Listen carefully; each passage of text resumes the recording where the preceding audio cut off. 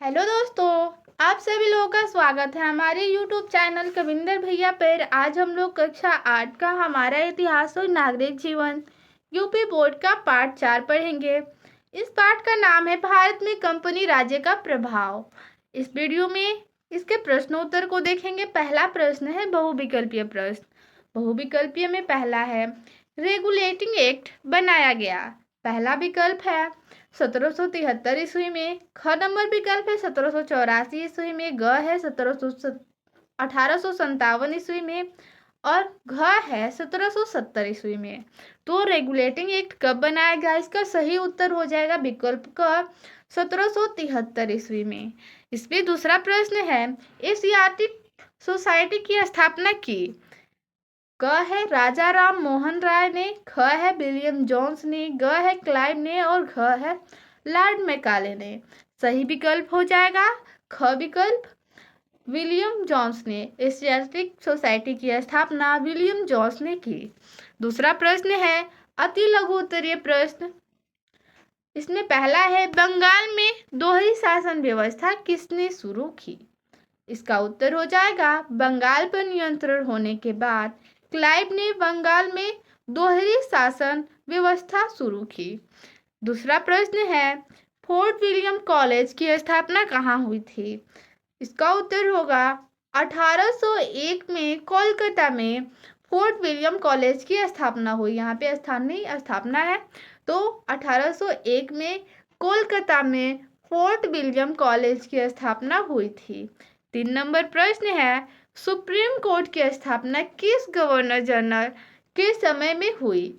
इसका उत्तर होगा supreme court की स्थापना गवर्नर जनरल वारेन हेस्टिंग के समय में हुई। यहाँ पे 3 नंबर प्रश्न है लघु उत्तरीय प्रश्न। पहला पिट्स इंडिया एक्ट के बारे में लिखिए। पिट्स इंडिया एक्ट के बारे में लिखना है। इसका उत्तर हो जाएगा ब्रिटिश संसद ने 1784 में एक नया कानून पारित किया जो पिट्स इंडिया एक्ट कहलाया। यानी पिट्स इंडिया एक्ट कब पारित किया गया था? तो 1784 ईस्वी में। इस अधिनियम के द्वारा ब्रिटेन में एक नियंत्रण परिषद जिसे बोर्ड ऑफ कंट्रोल के नाम से जाना जाता है, तो नियंत्रण परिषद की स्थापना हुई। इस परिषद के द्वारा ब्रिटिश सरकार को भारत में कंपनी के सैनिक, असैनिक तथा राजस्व संबंधी मामलों में एक अधिकार प्राप्त हो गया।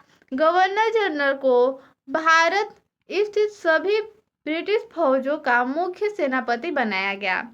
तो भारत में जितने भी ब्रिटिश फौजें थी उनका मुख्य सेनापति बनाया गया गवर्नर जनरल को।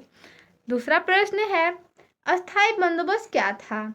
इसका उत्तर हो जाएगा अधिक मालगुजारी वसूल करके देने वाले को नीलामी बोली के आधार पर उन्हें तथा उनके पुत्रों को आजीवन उस गांव का जमींदार घोषित कर दिया। यही जमींदारी प्रथा या अस्थायी बंदोबस्त कहलाता है।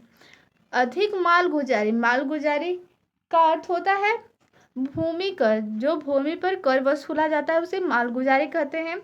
तो अधिक भूमि कर वसूल करके देने वाले को नीलामी बोली के आधार पर उन्हें गांव का जमींदार घोषित कर दिया जाता था, उन्हें और उनके पुत्रों को अस्थायी रूप से। तो यही प्रथा जमींदारी प्रथा या अस्थायी बंदोबस्त कहलाता है।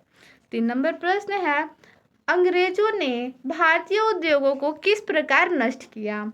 इसका उत्तर हो जाएगा अंग्रेजों ने भारत से कच्चा माल, सूत और कपास ले जाकर अपने यहाँ मशीनों द्वारा वस्त्र निर्माण करके भारत में लाकर बेचना आरंभ कर दिया।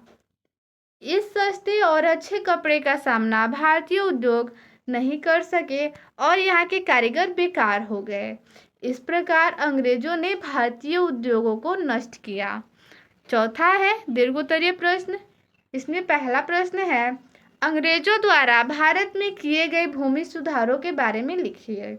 यानी अंग्रेज भारत में जो भी भूमि सुधार किए हैं उसके बारे में लिखना है।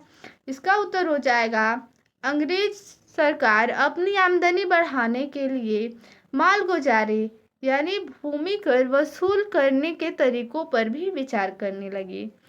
लॉर्ड कॉर्नवालिस ने इस प्रथा में निम्न सुधार किए।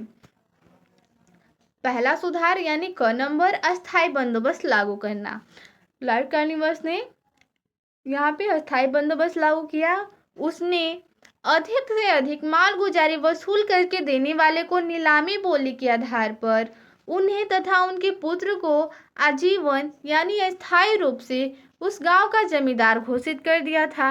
यही जमींदारी प्रथा या अस्थायी बंदोबस्त कहलाता है।